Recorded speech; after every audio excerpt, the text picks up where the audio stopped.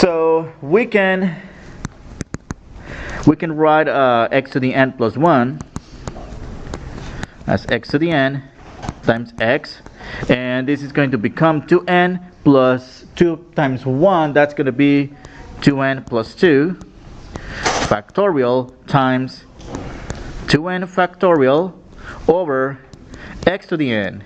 Okay? Well, so at this point we may cancel out the x to the n's, and we will be left with 2n factorial, 2n plus 1 factorial. So in order to compute this limit, we need to write this expression in terms that don't contain factorial. So that means we need to expand the factorial, and in this case, the one that is the largest factorial. Well, I'm going to start expanding the 2n plus 2 factorial. This will be the limit n approaches infinity of x over number 1, 2n plus 2. 1 less would be 2n plus 1. And well, that 2n plus 1 doesn't match the 2n yet, so I need to keep expanding more factors. That is 2n. And in this case, because we have a match with the numerator, with the factorial in the numerator, well, put that a factorial. Otherwise, well, if we had something like 2n minus 3 in the numerator, here we'll keep expanding until they both match. Alright, so that times 2n factorial over simply 1. So at this point, let's simply divide out the 2n factorials, and we can also take the x outside of the limit, because this limit ultimately it's a limit with respect n, not with respect x. So x technically is constant here. That limit n approaches infinity of 1 over 2n plus 2 over times 2n plus 1.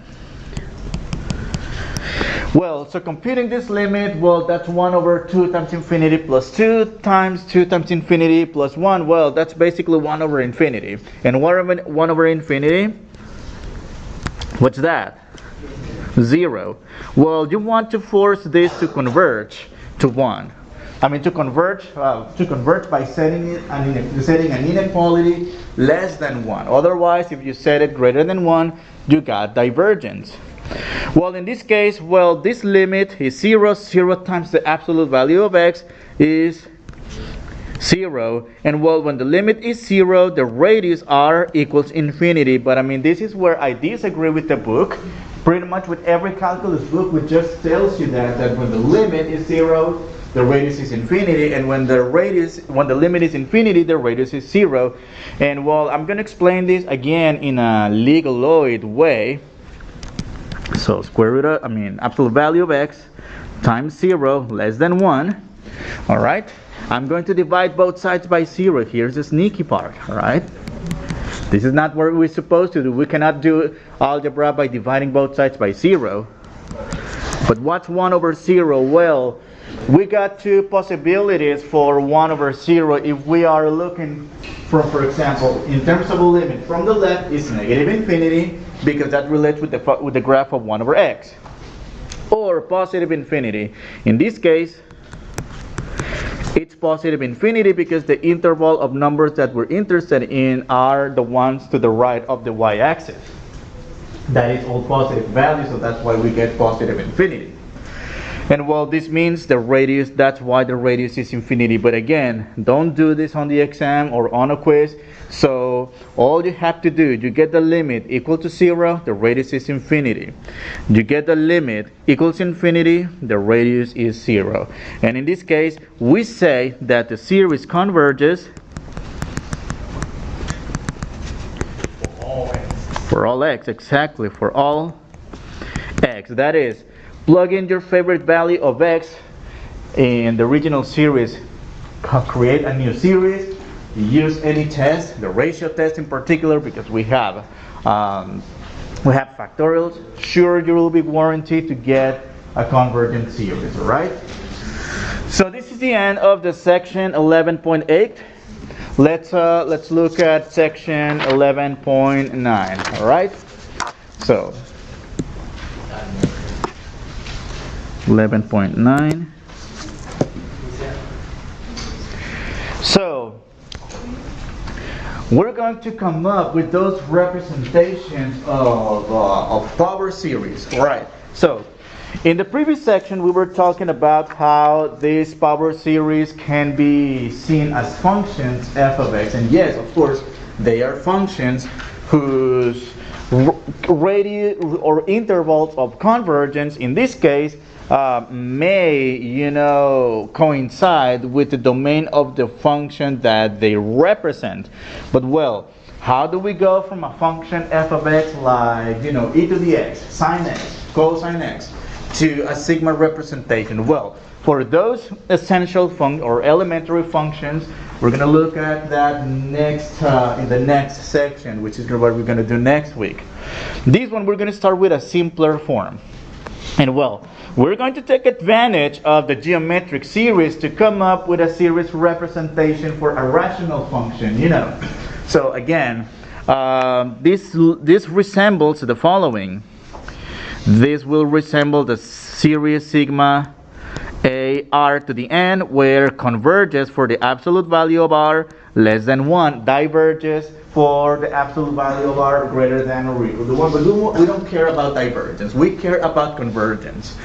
So if we replace this r with the variable x, and this a is 1, which is this one right here, recall that for convergence we can find the infinite sum. Infinity, that's 1 over, or rather a over 1 minus r.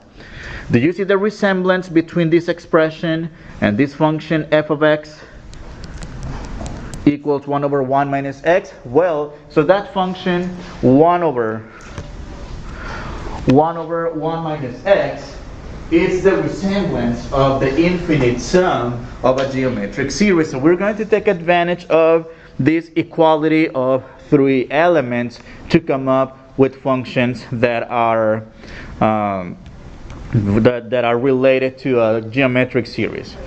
All right, so let's see. Of course, we can generalize this idea by, well, in order to find power series for functions, not just for 1 over 1 minus x. Well, that's the foundation, that's the main tool, that's the fundamental tool, but we can find representations for power series representations for f of x equals 1 over 1 minus 2x, or g of x equals 1 over 1 plus x to the 7th power, and well, all we have to do is some basic algebraic manipulations to get this done. All right, so let's do one example. So that's f of x equals 1 over 1 plus x squared. So number one, we want to turn this function as some function that looks like 1 over 1 minus u. It sort of looks like it, but it's not quite yet. We need to rewrite this one. Okay, let's start with the function again. F of x equals 1 over 1 plus x squared. Well, we need the variable term to be negative. Okay? That is 1 over 1 minus negative x squared. So that's one of the tricks here. Alright, so now we have a 1 over 1 minus some expression u.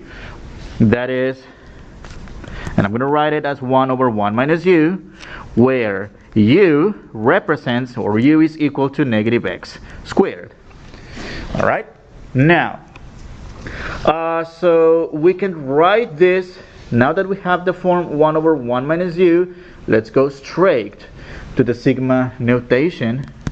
That is sigma n equals 0 to infinity of u to the n power, where in this case u equals to negative x squared. So we are doing some sort of a u substitution.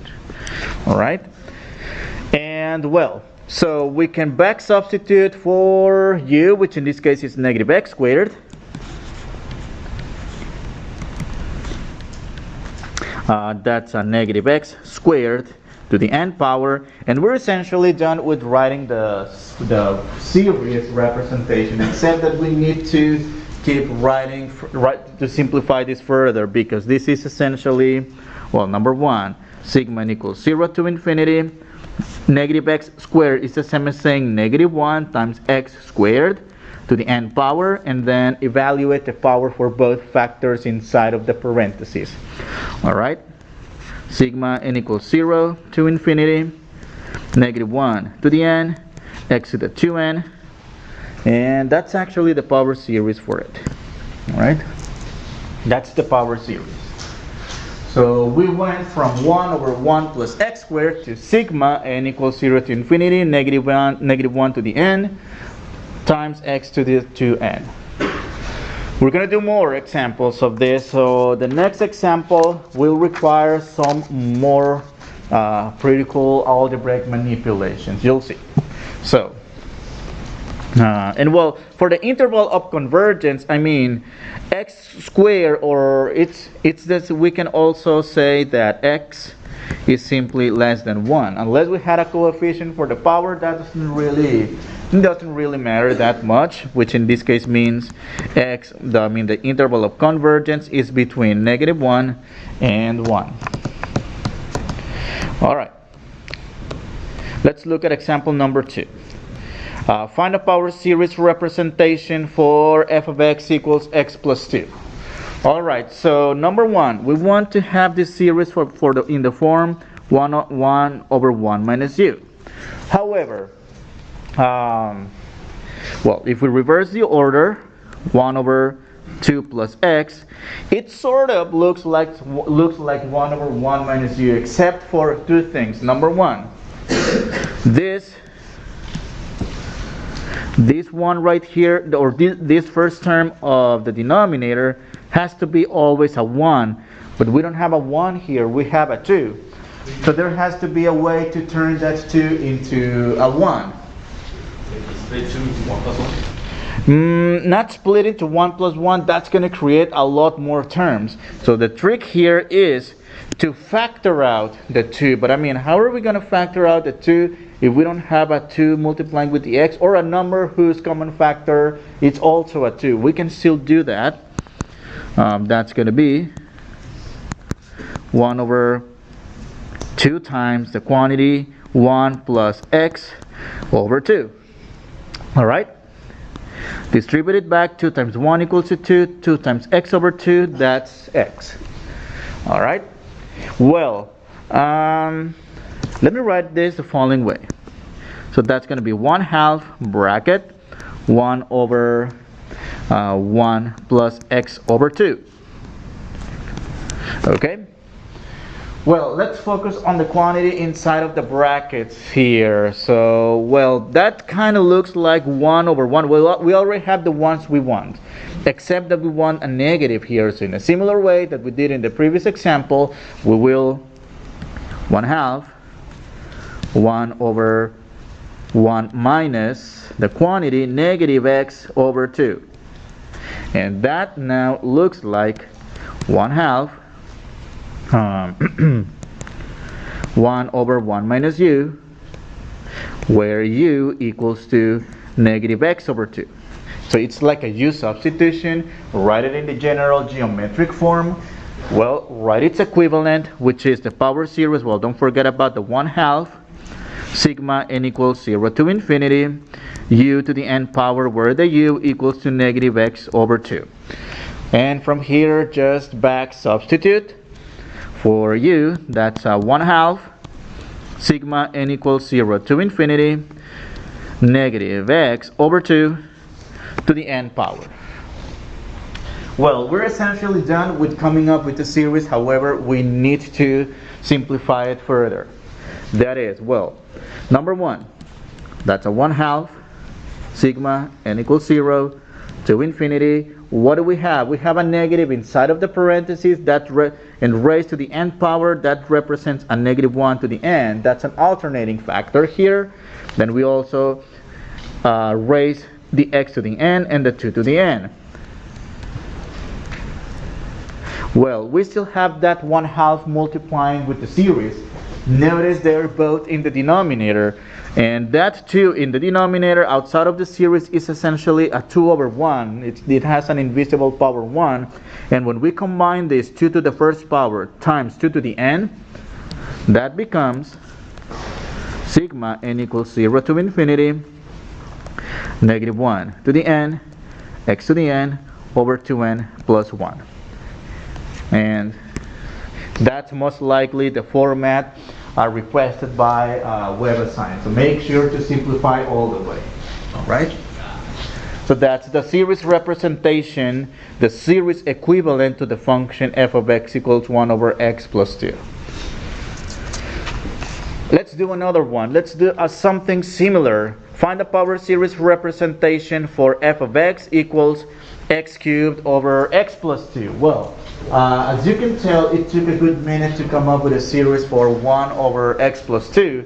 And in this case, what do we have essentially? So we don't have to do the whole thing because this is the same as saying x cubed times 1 over x plus 2. So in this case, how about just use the result we got in the previous examples for the quantity in brackets. In other words, write this as x cubed sigma n equals 0 to infinity of, let me highlight it if it works for you. So this series right here, this result will be used here,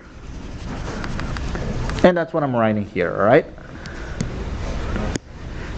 So that's negative 1 to the n x to the n over 2n plus 1. Well, so we need to introduce this x cubed right here. Introducing this x cubed, that is x cubed multiplied with x to the n. Well, we're multiplying the same base. What do we do with the exponents? Add. Alright, so that's all we do. Negative 1 to the n x to the n plus 3 over 2n plus 1. So this is the power series representation or equivalent of the function f of x equals x cubed over x plus 2. Well, for these 3 examples, we haven't really done any calculus. So all we have done is some basic algebra, basic substitutions, a basic pre-substitution and then a back substitution. Well, let's use the calculus of this power series to come up with power series of other interesting functions, But number 1, let's explain the details about the differentiation and the integration of power series. So again, a power series is a series of the form sigma n equals 0 to infinity of some c sub n, which can be, something like 3 to the n over n factorial, negative 1 to the n plus 1 times 5 over the square root of n cubed plus 5, any rule that represents some behavior, but times this variable factor x minus a to the n. Well, in this case, I'm writing the Taylor representation, right? The one that is centered at a, not the Maclaurin representation, which is when it's centered at 0. We're going to look into those details in the next section. So the thing is that if we expand, well, for n equals to 0, that's a c sub 0, x minus a to the 0 power, which is just 1. And then for n equals 1, okay, let me label this. This is for n equals to 0. This whole term is for n equals to 1. There's an invisible 1 power. This whole term is for n equals to 2, n equals to 3, etc. So that's the expansion of this power series representation. So again, this power series representation ultimately is a polynomial, and we can safely do calculus on a polynomial. We can integrate, we can differentiate without any issues because polynomials are differentiable everywhere. So it's not like the original function, like over here. This function right here, it's not differentiable at x equals to negative 2 because the function is not continuous at n equals to 2. So we're in issues here. However, if we convert those functions that contain this what's it called, these restrictions in their domains, turn it into a polynomial, you're safe with working with polynomials. So now take the derivative. Well, what's the derivative of c sub 0? And be careful here because that's a derivative of some number, some random number. What's the derivative of a number? So it's the 0 that we have over here, right? Plus 0. So what happens? Well, then take the derivative of c sub 1 times x minus a. That's essentially differentiating x to the first power, and differentiating x to the first power is just 1 times c sub 1. And in this case, well, what happens here? This is the term containing or related to and equals to 1. Take the derivative of c sub 2 times x minus a squared, 2 times c sub 2 x minus a to the 2 minus 1, which is 1. That's the n equals to 2. And same over here, it's only general power rule. But do you notice something interesting here? Well, when we take the derivative, and if that derivative contains a constant term, that constant term gets annihilated by the derivative. So what are the consequences when we are defining this in terms of a power series? Well, so it turns out that the original f of x, the series for the original f of x, had a term related to n equals 0. Do you notice that term related to n equals 0 disappeared because of the derivative operator? So now we're starting the series at n equals 1. So every time we differentiate a series, well, one term will be annihilated every time. So now the series won't start anymore at n equals 0. This time we'll start at n equals to 1. All right, careful with that. And if we take the second derivative, for example, do you see this constant term? That constant term will disappear when we take the derivative. So we will remain only with we will start now with the term n equals to 2. And if we take the third derivative, well, this process gets repeated and repeated, right? That is not true with the integration, because when we integrate, we don't annihilate any terms. Actually, we add one more term when we perform the integral, and that one term that we add is simply the constant of integration. Well, I mean, it's basic calculus, general power rule, and integration, general power rule as well. So how do we take advantage of all this? Well, we're going to take advantage of this calculus to come up with power series representations for other functions that that in a straightforward way don't look like 1 over 1 plus u. I mean 1 minus u. For example, example number 4. This function 1 over 1 minus x, the whole quantity squared, does that look like 1 over 1 minus u? Sort of, right? Except this one has a 1 minus u quantity squared, right? But we don't have a power series representation for 1 over 1 minus u quantity squared, only for 1 over 1 minus u. So here is where we need the calculus toolkit. That is the derivative and the integral. Well, depending on which one is better. So, so in this case, well, where could this function come from? Well, what if I use, okay, let me do some work on the side.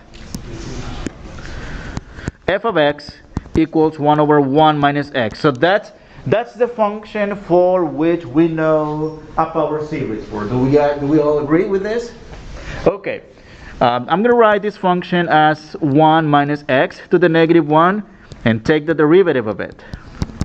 So that's going to be by chain rule, negative 1 to the 1 minus x to the negative 2 times the derivative of the inside, which is negative 1.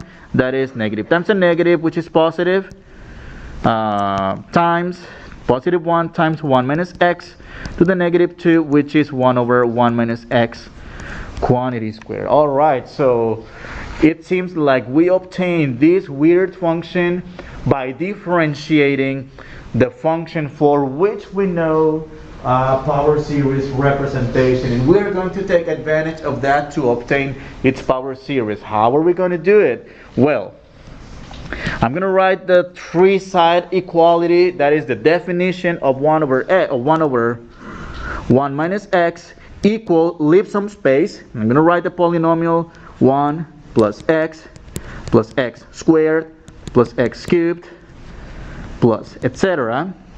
equals space sigma n equals 0 to infinity x to the n. Since this function 1 over 1 minus x, the whole quantity squared, comes from differentiating the function, this is what we're going to do. We will then differentiate the three sides.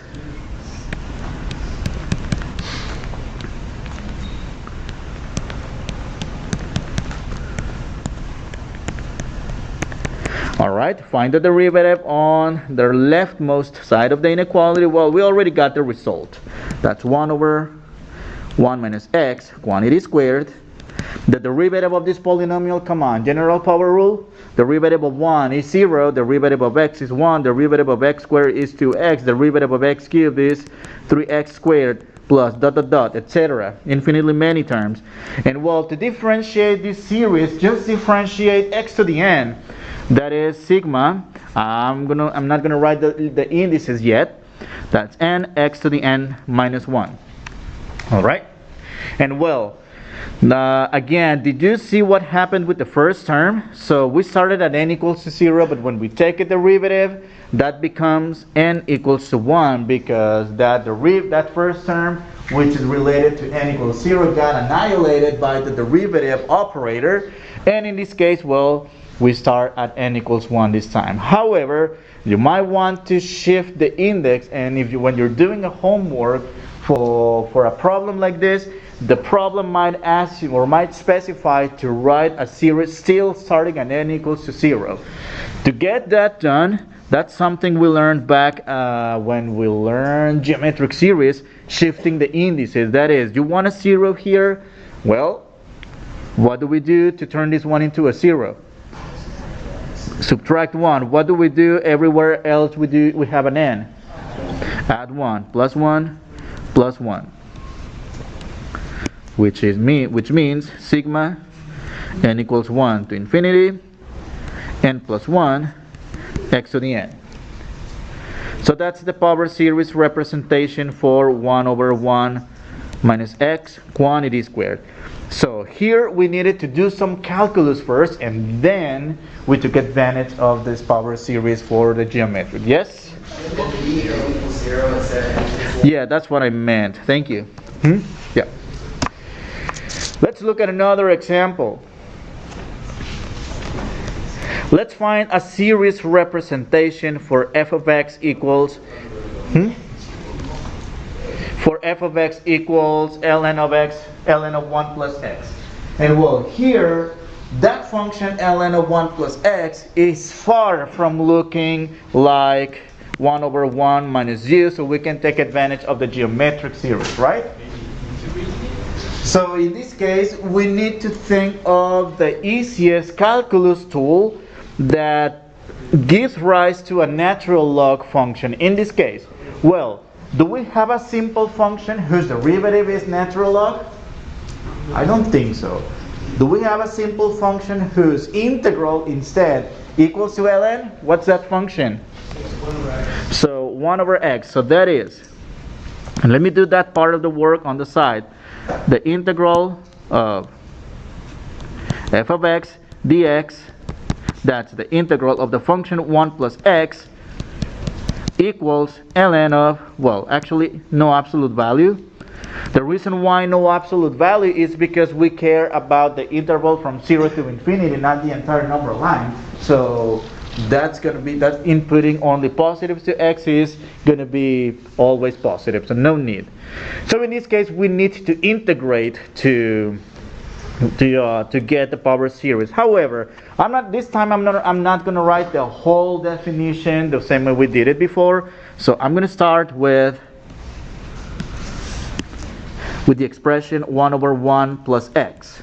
That's the same as saying, well, that's not yet 1 over 1 minus u, but all it takes is to write it as 1 minus negative x, which is 1 over 1 minus u, where the u equals to negative x. And we may now write this as a power series. N equals 0 to infinity, u to the n, where u equals to negative x. That means sigma n equals 0 to infinity of negative x to the n, which in this case is sigma n equals 0 to infinity negative 1 to the n x to the n. Okay? So first we obtain a power series for the function whose integral is the objective function, which is ln of 1 plus x. Now I'm going to set these two guys equal together. 1 over 1 plus x equal, I'm going to leave some space here, sigma n equals 0 to infinity negative 1 to the n x to the n. And again, how do we go from 1 over 1 plus x to ln of 1 plus x? Taking the integral, right? So we're going to integrate both sides with respect to x. The integral with respect to x, the integral with respect to x. Alright, so, well, this is ln of 1 plus x. And well, here, yes, you see a lot of symbols, indices, alternating factors. But don't let that scare you, because ultimately, we just integrate x to the n. That's the dummy variable, right? X to the n. The integral of x to the n is negative 1 to the n, x to the n plus 1 over n plus 1. And don't forget the plus c. So this is how we take advantage of the calculus tools, in particular the derivative and the integral, to obtain power series representations for other functions that initially don't look like 1 over 1 minus u. Alright? Not in this case, because that's a good question. Let me go back to the definition box. So when we took the derivative, the n equals 0 term got annihilated by the derivative operator. So that left us with n equals 1, n equals 2. If we do the second derivative, that's going to annihilate this term, and we're going to start with n plus 2. If we do the third derivative, it's going to happen the same. So when we integrate, actually, integrating a function doesn't cancel or doesn't annihilate any terms. In fact, when we integrate, we add one more term, which is the plus c, which can potentially be some constant if we have a condition, an initial condition to find it. All right. So that for the integral, it still remains 0. Good question. Thank you. Was the integral, or sorry, the index wouldn't change to like -1? No, it doesn't change. And okay, what's next? Find a power series representation for the function arctan of x. Come on. Okay, let's see. Does that look like 1 over 1 minus u at all? Not even close, right? Okay, can you take, okay, number 1. Let's see if the derivative will help. Can you find a function, a simple function, whose derivative equals to arctangent? Or is it simpler to find a simple function whose integral is arctangent?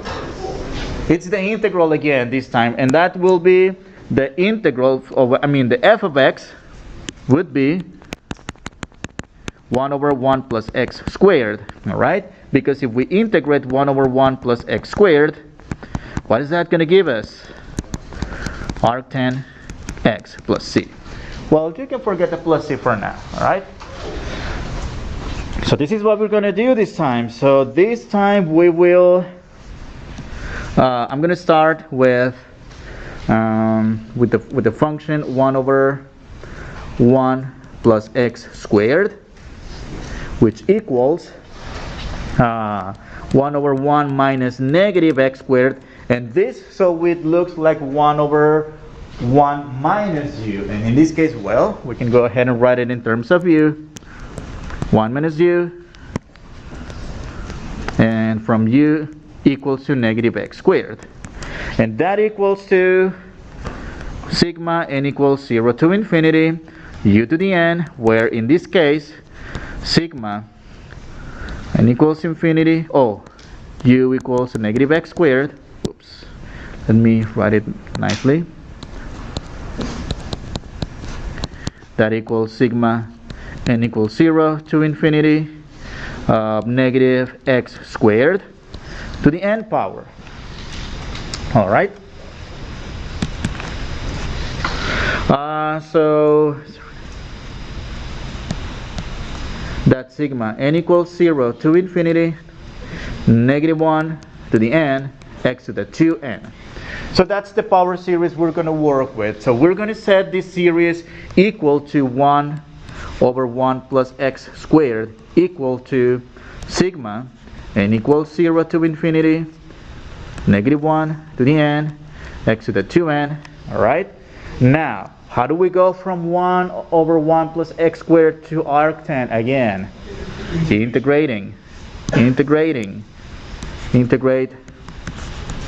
Integrate, and well, we know the result for the left hand side. That's actually our objective function. And well, here just add 1 to 2n and divide by 2n plus 1. That's sigma n equals 0 to infinity negative 1 to the n x to the 2n plus 1 divided by 2n plus 1.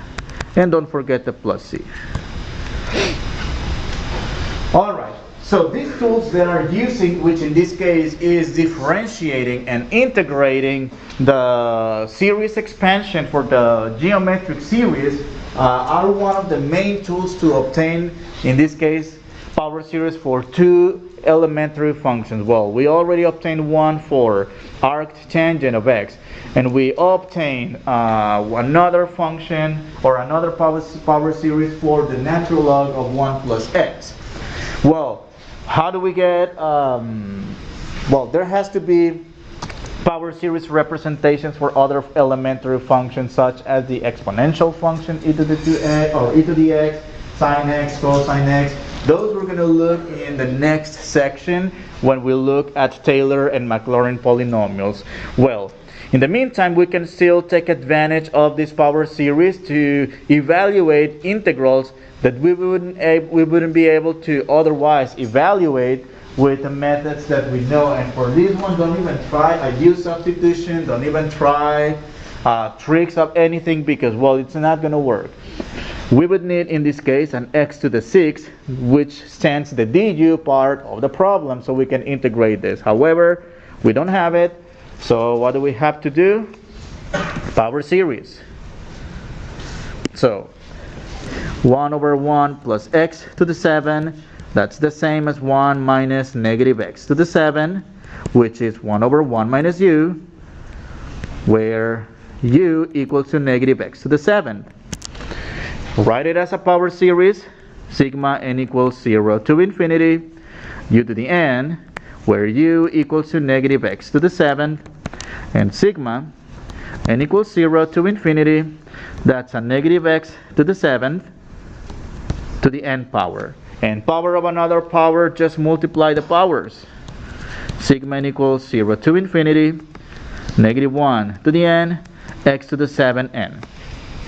So, coming back to the integral of 1 over 1 plus x to the 7th with respect to x, instead of integrating this rational function, so, well, because in this case we don't have a method to integrate. That's the other advantage of integrating power series, because we can integrate polynomials by just using the general power rule instead of integrating this madness right here. So, turn this into the integral of sigma n equals 0 to infinity negative 1 to the n, x to the 7n, dx, and again just add 1 to the exponent,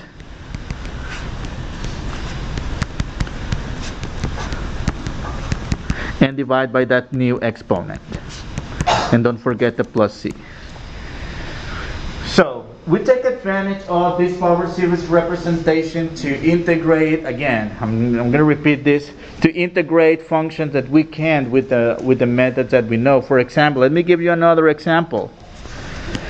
Remember the integral e to the negative x squared dx?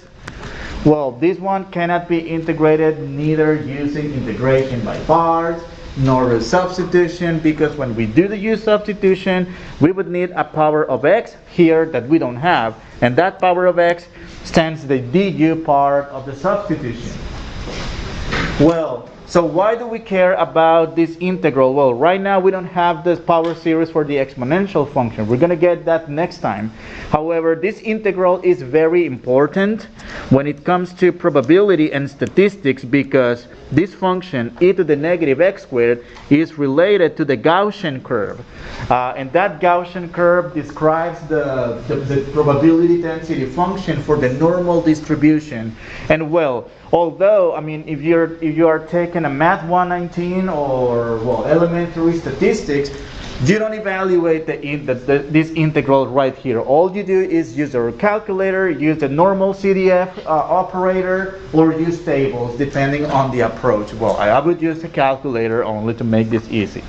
However, if any of you are statistics majors, for whatever reason, you're going to take advanced probability theory, in which you will evaluate an integral like this. You will need the gamma function, which is something you're going to learn in differential equations.